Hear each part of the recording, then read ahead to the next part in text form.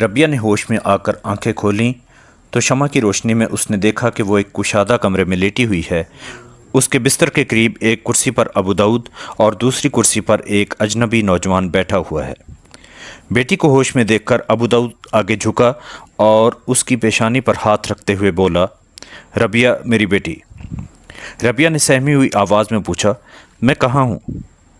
ابو داؤد نے جواب دیا، بیٹی ہم ایک نہایت محفوظ مقام پر پہنچ چکے ہیں اور ایک ایسے شخص کے مہمان ہیں جس کی پناہ میں ہمیں کوئی خطرہ نہیں، اور یہ تمہارے طبیب ہیں۔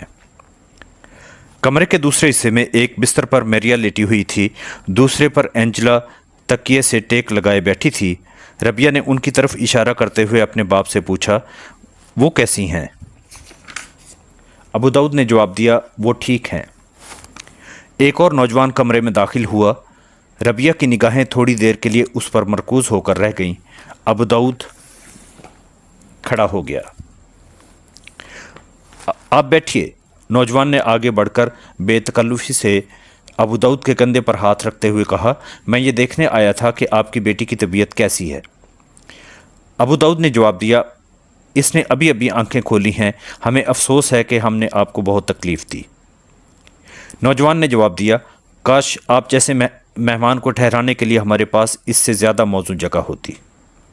اینجلا اپنے بستر سے اٹھی اور چپکے سے آ کر ربیہ کے سرہانے بیٹھ گئی۔ ربیہ تمہاری طبیعت کیسی ہے؟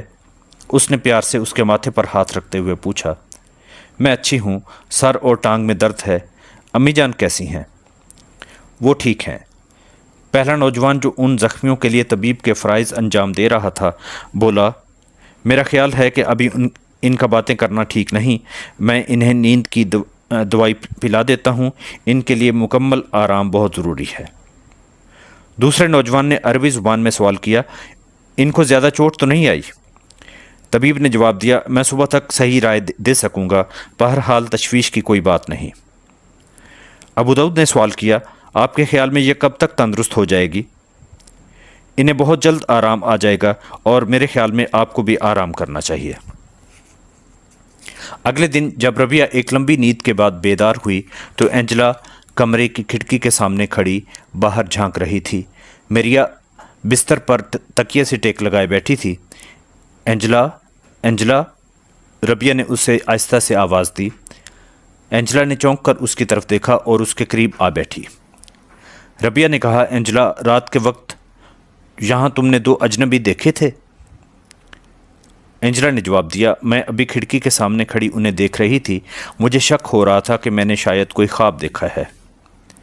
اینجلا نے کہا، اگر تمہیں یہ علم ہو کہ اس وقت کہاں ہیں تو تم یہ کہو کہ ہم جاگتے میں بھی ایک خواب دیکھ رہی ہیں۔ ربیہ نے کہا، میں شاید بگی سے گر کر بے ہوش ہو گئی تھی، لیکن یہ حادثہ دوپہر کے تھوڑی دیر بعد پیش آیا تھا۔ اس کے بعد جب مجھے ہوش آیا تو شاید رات کا وقت تھا، کمرے میں شمع جل رہی تھی، میرے خیال میں ہم کرناٹا کی فوجی چوکی میں ہیں۔ نہیں، ہم اس سڑک سے کئی کوس دور پہنچ چکے ہیں، تمہیں بے ہوشی کی حالت میں ہمارے ساتھ یہاں لایا گیا تھا۔ ربیہ تم ہمیشہ یہی کہا کرتی ہو کہ میرے دل میں تمہارے لیے کوئی ہمدردی نہیں، لیکن مریم مقدس کی قسم میں سارا رستہ تمہارے لیے روتی رہی۔ ہم یہاں آدھی رات کے وقت پہنچے ہوں گے۔ جو شخص تمہارا علاج کر رہا ہے اس کے متعلق ابا جان کا خیال ہے کہ وہ ہسپانیہ کا بہترین جراح ہے، لیکن اس وقت ہم کہاں ہیں؟ ربیہ تم سن کر یقین نہیں کرو گی کہ ہم اس وقت عقاب کی وادی میں ہیں۔ عقاب کی وادی میں؟ نہیں، تم مذاق کرتی ہو۔ ربیہ نے اٹھ کر بیٹھنے کی کوشش کی لیکن اپنے دکھتے ہوئے سر دونوں ہاتھ میں پکڑ کر لیٹ گئی۔ اینجلا سچ بتاؤ، مجھے پریشان نہ کرو۔ سچ تو کہہ رہی ہوں، لیکن یہ بات میری سمجھ میں نہیں آتی۔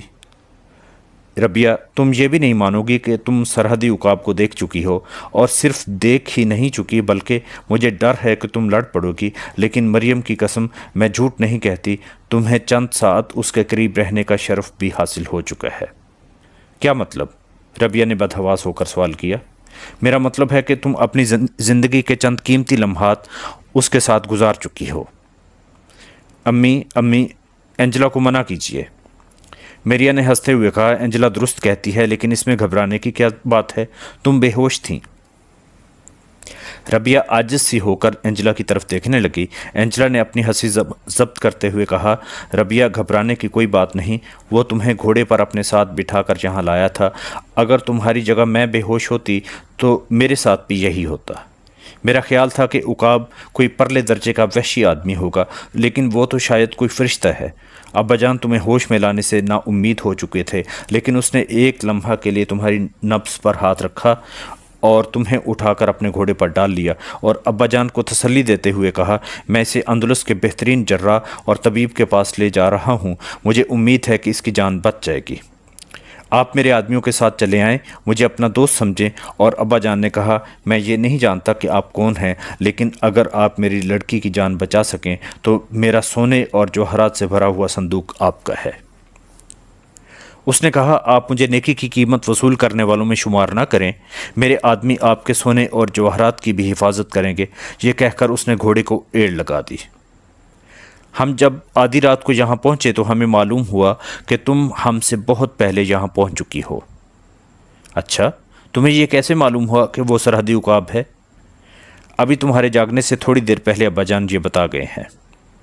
तो क्या वो नकाबपोश जिसने अपनी जान खतरे में डालकर हमारी बग्गी के घोड़े रोके थे सरहदी उकाब था? हाँ, और रात के तीसरे पहर जब तुम्हें होश आया तो वो तुम्हारी मिजाज पुरसी को आया था। इससे पहले भी वो 2-3 मरतबा तुम्हारे मुतालिक पूछने के लिए आ चुका है। आज सुबह भी वो आया था। उसके सिपाहियाना लिबास से मालूम होता है कि वो किसी मुहिम पर जा रहा है। उसने अब्बाजान से ये भी कहा था कि मैं शायद शाम तक ना आऊँ, और तुम्हारा तबीब तो शायद सारी रात इस कुर्सी पर बैठा रहा। जब मैं उठी थी तो वो तुम्हारी नब्ज़ देख रहा था।